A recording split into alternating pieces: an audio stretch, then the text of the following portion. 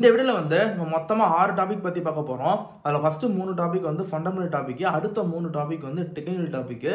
Welcome to Tamil crypto tech. நான் உங்கள் Gokulnath.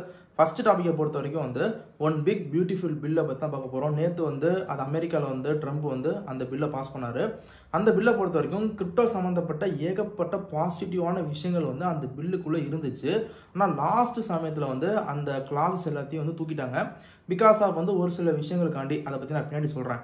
But அதில் வந்து என்னென்ன அமெண்ட்மெண்ட்ஸ்லாம் வந்து கிரிப்டோ சம்மந்தப்பட்டு இருந்துச்சு, மொத்தம் 3 இருந்துச்சு. அதை கொண்டு வந்து செனட்டர் லூமிஸுங்கிறவங்க தான் அதை கொண்டு வந்தாங்க. அதில் ஃபஸ்ட்டு வந்து அந்த கிரிப்டோ சம்மந்தப்பட்டது வந்து minimise exception for bitcoin transaction. அதாவது வந்து இந்த ஒவ்வொரு வாட்டியும் இந்த காஃபி வாங்குறது, ஆன்லைனில் ஏதாச்சும் பர்ச்சேஸ் பண்ணும்போது பிட்காயினை கொடுத்து வாங்குறோம்ல, அதில் வந்து ஒரு டிரான்சாக்ஷனுக்கு வந்து $600, அதுக்கப்புறம் ஒரு வருஷத்துக்கு வந்து $5000 வரைக்கும் நீங்கள் இந்த மாதிரி சின்ன சின்ன டிரான்சாக்ஷனுக்கு வந்து எந்த வித டேக்ஸுமே கிடையாது. இதுக்கு முன்னாடி எல்லாம் சின்ன சின்ன டிரான்சாக்ஷன் கூட வந்து டேக்ஸ் வந்து போட்டாங்க போல். இப்போ இந்த மாதிரி சின்ன சின்ன டிரான்சாக்ஷன் பண்ணால் தான் பிட்காயின் வந்து க்ரோத் ஆகும்னு சொல்லிட்டு இதுக்கெல்லாம் நான் டேக்ஸபிள்ங்கிற மாதிரி அந்த ஒன் பிக் பியூட்டிஃபுல் பில்லை வந்து உள்ளே வச்சுருந்தாங்க. ஆனால் லாஸ்ட் டைமில் வந்து அதை தூக்கிட்டாங்க. ஓகேங்களா. ரெண்டாவது கிரிப்டோ அமெண்ட்மெண்ட் வந்து இந்த பிட்காயின் மைனர்ஸுக்கு. ஸோ பிட்காயின் மைனர்ஸை பொறுத்த வரைக்கும் வந்து டபுள் டேக்ஸ் வந்து அவங்க பே பண்ணிட்டு இருந்திருக்காங்க. மைனிங் மணி பிளாக் ரிவார்டு வரும்போது ஒரு டேக்ஸு, அந்த பிட்காயினை வந்து செல் பண்ணும்போது ஒரு டேக்ஸ் இருந்துச்சு. ஸோ பிட்காயின் மைனர்ஸை பொறுத்த வரைக்கும் அமெரிக்காவில் டபுள் டேக்ஸ் பேயபிளாக இருந்திருக்காங்க. அதை தூக்கிட்டு கிளியர் கட்டாக ஒரே டேக்ஸ் மாதிரி கொண்டு வர மாதிரி அந்த அமெண்ட்மெண்ட்டை வந்து உள்ளே இருந்துச்சு. பட் அதையும் தூக்கிட்டாங்க.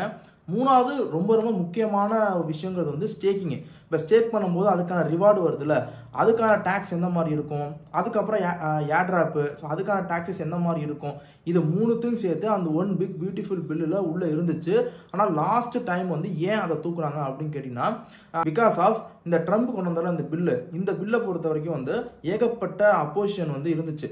2 பார்ட்டியுமே இருந்துச்சு. எலான் மஸ்க் வேற வந்து இந்த பில்லு வேஸ்ட்டுங்கிற மாதிரி சொல்லிட்டு இருந்தாங்க.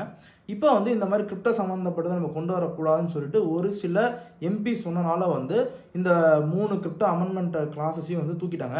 அது மட்டும் இல்லாமல் இன்னொரு முக்கியமான விஷயம் வந்து ஏகப்பட்ட பில்லு வந்து இதுக்கு அப்புறம் இருக்குது, க்யூவில் இருக்குது. அதில் ஃபஸ்ட்டு வந்து ஸ்டேபிள் காயின் பில் இருக்குது, அதுக்கப்புறம் வந்து இந்த பிட்காயின் வந்து ஸ்ட்ராட்டஜிக் ரிசர்வாக மாற்றுற பில் இருக்குது, அதுக்கப்புறம் இந்த overall market structure clarity bill அதுவும் இருக்குது. இது எல்லாமே க்யூவில் இருக்குது. இந்த பில்லு எல்லாத்தையுமே சேர்த்து நீங்கள் கொண்டு வந்து அந்த 3 அமெண்ட்மெண்ட்ஸையும் சேர்த்து ஒரே பில்லாக கிரிப்டோக்காண்டியே தனியாக கொண்டு வருவோம்னு சொல்லி அங்கே இருக்க எம்பிஸ் எல்லாம் வந்து ரொம்ப ப்ரெஷர் பண்ணி அந்த பில்லை கடைசி சமயத்தில் ஜூலை 2ஆம் தேதியோ 3ஆம் தேதியோ வந்து அந்த அந்த 3 கிளாஸஸையும் வந்து அந்த ஒன் பிக் பியூட்டிஃபுல் பில் வந்து தூக்கிட்டாங்க. கண்டிப்பாக சொல்கிறேன், அந்த பில்லு மட்டும் வந்துருந்துச்சு, இந்த கிரிப்டோ சம்மந்தப்பட்ட பில்லு வந்துருந்துச்சுன்னா கிரிப்டோ வந்து தெரிச்சிருக்கும். கிட்டத்தட்ட அந்த அளவுக்கு வந்து ஒரு புல்லிஷ் கண்டிஷனில் போயிருக்கும். இதை விட இந்த பில்லுல ரொம்ப ரொம்ப முக்கியமான பில்லு என்னப்பா அப்படின்னு கேட்டால் வந்து ஸ்டேபிள் காயின் சம்மந்தப்பட்ட பில்லு தான்.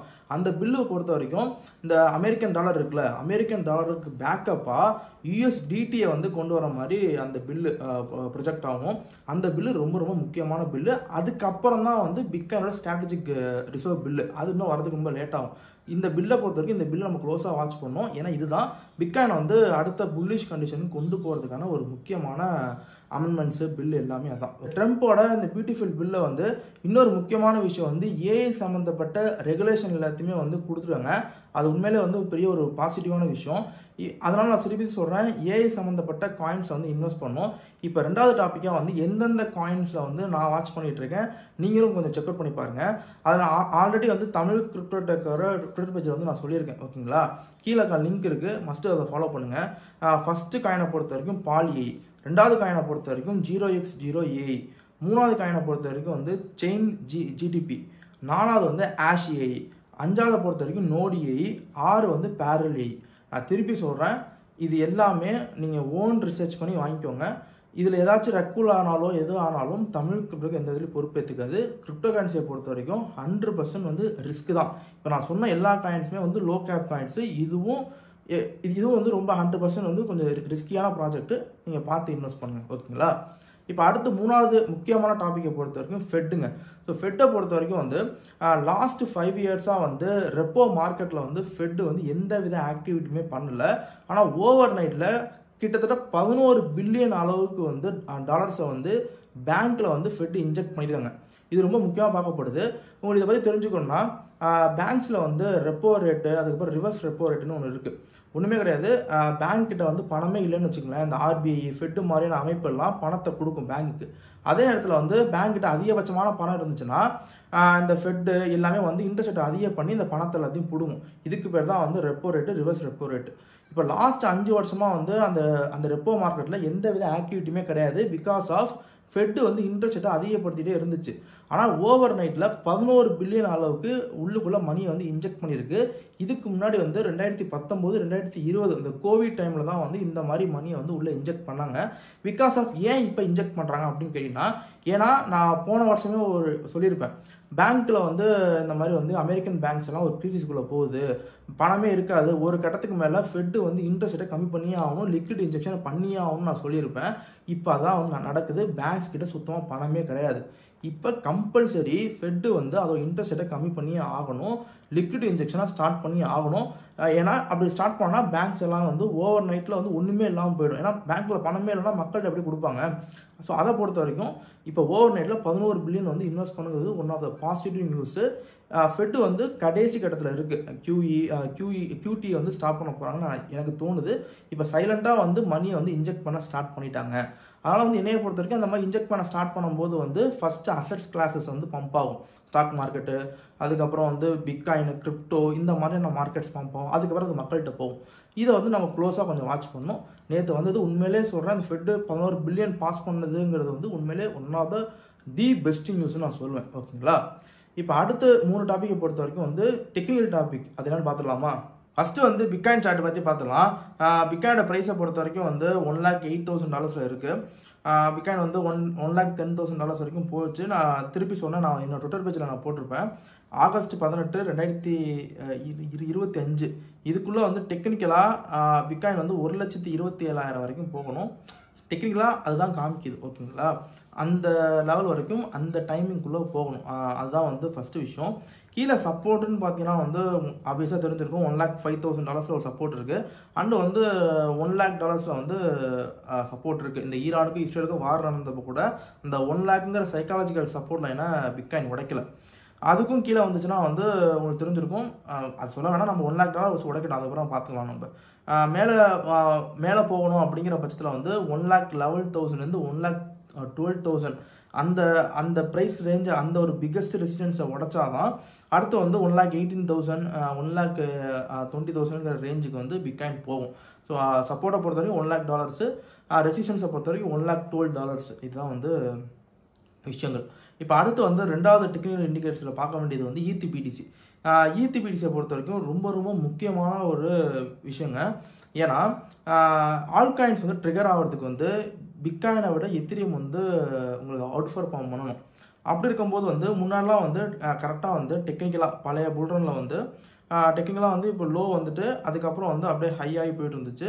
இதில் வந்து இந்த கட்டத்தில் நீங்கள் பார்த்தீங்கன்னா தெரியும், மார்ச் மாதம் 2021 இது ஃபுல்லாகவே வந்து உங்களுக்கு இன்ஸ்டியூஷன் வந்து நல்லா ப்ளே பண்ணியிருக்காங்க. இந்த கேனலில் பார்த்தாலே உங்களுக்கு தெரிஞ்சிருக்கும், அப்படியே அடுக்கடுக்காக போட்டு போயிருக்கு. இது முழுக்க வந்து இன்ஸ்டியூஷன் ப்ளே பண்ணுறது. அதுக்கப்புறம் வந்து இன்ஸ்டியூஷன் வந்து செல் ஆஃப் பண்ணதெல்லாம் இந்த கேண்டில். இது போன வாட்டி இருந்த விஷயங்கள். ஓகேங்களா? கரெக்டாக லோலேருந்து நல்லா பம்ப் ஆகி மேலே போயிருக்கு. இப்போதைக்கு வந்து ஆல்காயினை பொறுத்த வரைக்கும் ஆல்காயின் சீசன் ஸ்டார்ட் ஆகிடுச்சான்னு கேட்டால் பிட்காயின் சீசன் இருக்குது. ஆனால் ஆல்காயின்ஸை பொறுத்த வரைக்கும் இன்னும் வந்து ஸ்டார்ட் ஆகலை. இப்போ கீழே வந்து சப்போர்ட் எடுத்துகிட்டு இப்போ வந்து ரெக்ளைம் ஆகி மேலே போயிட்டுருக்கு, கிளைம் ஆகி மேலே போயிட்டுருக்கு. போன மாதிரி போனால் 0. ஃபிப் லெவல் வந்து கோல்டன் ரேஷியோ 0.61ங்கிற அந்த லெவல் வரைக்கும் ஃபியூச்சரில் போணுச்சு. இந்த லெவல் வரைக்கும் இந்த அவுட் பர்ஃபார்ம் நல்லா கேண்டில் போட்டு போச்சுன்னா கண்டிப்பாக பிட்காயின்ஸ் எல்லாமே வந்து பெரிய லெவல், ஆல்காயின்ஸ் எல்லாமே வந்து பெரிய லெவலில் புல்லிஷில் போகும். இந்த ETH/BTCங்கிற இந்த சார்ட்டுங்கிறது ரொம்ப முக்கியம். ஏன்னா இதை நீங்கள் ட்ராக் பண்ணிட்டே இருங்க. இதுதான் ஆல்காயின்ஸ் வந்து எப்படி பம்ப் ஆகுது, எப்போ செல் பண்ணிட்டு வெளியே வரணும்னு தெரிஞ்சிருக்கும். எப்போ செல் பண்ணணும் அப்படின்னு கேட்டிங்கன்னா 0.61 அந்த லெவலை வந்து தொடுது. 0.5லேருந்து 0.61 இந்த லெவலுக்குள்ளே நீங்கள் வந்து ஆல்காயின்ஸ் கொஞ்சமாக செல் ஆஃப் பண்ண ஸ்டார்ட் பண்ணிடணும். இப்போ நம்ம பை பண்ணலாமான்னு கேட்டால் சப்போர்ட் எடுத்து இப்போ மேலே போயிட்டுருக்கு. இன்னமும் வந்து லோவில் தான் இருக்குது. ஏன்னா கடைசி லோவே இதுதான். இப்போதைக்கு வந்து நல்ல லோவில் தான் இருக்குது. இன்னும் ஏதாச்சும் ஒரு கரெக்ஷன் மாதிரி வந்துச்சுன்னா நீங்கள் ஆல்காயின்ஸ் வந்து சின்ன ஆல்காயின்ஸ் வந்து நீங்கள் வந்து பை எடுங்க. மூணாவது வந்து ஆல்காயினை நீங்கள் ட்ராக் பண்ணால் இந்த சார்ட்டை நீங்கள் பார்த்தே ஆகணும். இந்த சார்ட்டை பொறுத்த வரைக்கும் வந்து இது வந்து ஆல்காயின் வந்து புல்ரன் இருக்கா இல்லையாங்கிறது தெரியும். இது வந்து லோவில் தான் போயிட்டுருக்கு. சீரியஸாக சொல்லணும்னா ஓப்பனாக சொல்கிறேன், டாமினன்ஸு 60 உடைக்கல அண்டு பிடிஸ்லையும் இப்போதைக்கு வந்து புல்லிஷ் கண்டிஷன் தெரியலை. இப்போதைக்கு பிட்காயின் மட்டும் தான் புல்லிஷ் கண்டிஷனில் இருக்குது. ஆல்காயின்ஸ் வந்து புல்லிஷ் மாறதுக்கான எந்த வித அறிகுறியுமே இல்லை. இந்த சார்ட்லையுமே இதுவும் லோவாக தான் போயிட்டுருக்கு. பழைய லோவை பொறுத்த வரைக்கும் வந்து 0.21ங்கிற லோ, ஓகேங்களா, 0.2 அந்த லோ இப்போதைக்கு வந்து 0.3ங்கிற இந்த சப்போர்ட்டில் வந்து நிற்கிது. இந்த சப்போர்ட்டை உடச்சிச்சுன்னா அடுத்து வந்து 0.21, 22 இந்த லெவல் வரைக்கும் போகலாம். இதுவும் ஆல்காயின் வந்து பம்ப் ஆகுமா ஆகாதாங்கிற சார்ட். இது வந்து இதுவும் புல்லிஷ் இது மேலே மேலே போகும் பட்சத்தில் பாசிட்டிவான கண்டிஷன் இங்கே பேருக்கு பாருங்கள், இங்கேருந்து இது வரைக்கும் மேலே பேருக்கு பாருங்கள். ஸோ இந்த மாதிரியான ஒரு புல்லிஷ் கண்டிஷன் இங்கேயும் வரணும். அப்படி இன்னும் மார்க்கெட்டில் இன்னும் வந்து ஆகலை, இன்னும் ஆல்காயின்ஸ் மூவ்மெண்ட்டுக்கு வந்து இன்னும் வந்து மணி ஃப்ளோ உள்ளே வரலை. இதுக்கு பிகாஸ் வந்து பிட்காயின் மேலே ஃபோக்கஸிங் இருக்குது, பிட்காயின் மேலே ஃபோக்கஸிங் இருக்குது. இன்னும் பிட்காயின்லேருந்து எத்தீரியத்துக்கு வரணும், எத்தீரியத்துலேருந்து ஆல்காயின்ஸுக்கு வரணும். அந்த மணி ஃப்ளோ இன்னும் வர ஆரம்பிக்கல. அதுக்கு liquid injection, macro issues, somehow இன்னும் வந்து டாமினன்ஸ் இன்னும் மேலே போய் கிராப் ஆகலை, இன்னும் ஏகப்பட்ட விஷயங்கள் இருக்குது. இந்த விஷயங்கள்லாம் ஆகணும், இந்த சார்ட்லாம் கொஞ்சம் வாட்ச் பண்ணணும். இதெல்லாம் ஆச்சுன்னா ஆல்காயின் சீசன் ஸ்டார்ட் ஆகும். இப்போ டெக்னிக்கலாக ஆல்காயின் சீசன் வந்து இப்போதைக்கு வந்து ட்ரிகர் ஆகலை, ஓகேங்களா. ஆனால் பிட்காயின் ரொம்ப பாசிட்டிவாக போயிருக்கு. மார்க்கெட் இப்போதைக்கு வரைக்கும் புல்லிஷாக இருக்குது. ஸோ கீப் ஹோல்ட் பண்ணுங்கள். யூஎஸ்டிடியை பேக்கப்பில் வைங்க. கொஞ்சம் சைட்லைனில் இருந்து கொஞ்சம் வந்து மார்க்கெட்டை கொஞ்சம் வாட்ச் பண்ணுங்கள், ஓகேங்களா. இந்த வீடியோ பிடிச்சுன்னு நினைக்கிறேன். இந்த வீடியோ பிடிச்சா லைக் பண்ணுங்கள், ஷேர் பண்ணுங்கள், தமிழ் கிரிப்டோ டெக்கை சப்ஸ்கிரைப் பண்ணுங்கள். பாய்.